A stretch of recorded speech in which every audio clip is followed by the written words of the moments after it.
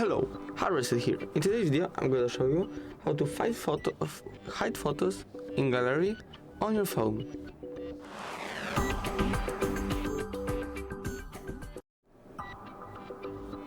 So, all you want to do is go up here, find your photos app, get mine,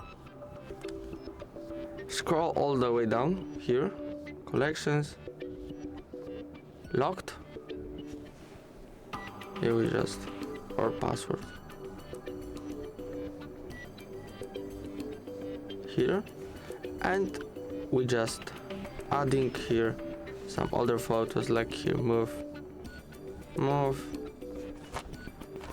and here we got in the locked folder that nobody gonna see without the password. If the video was helpful, please leave a like and subscribe, and bye.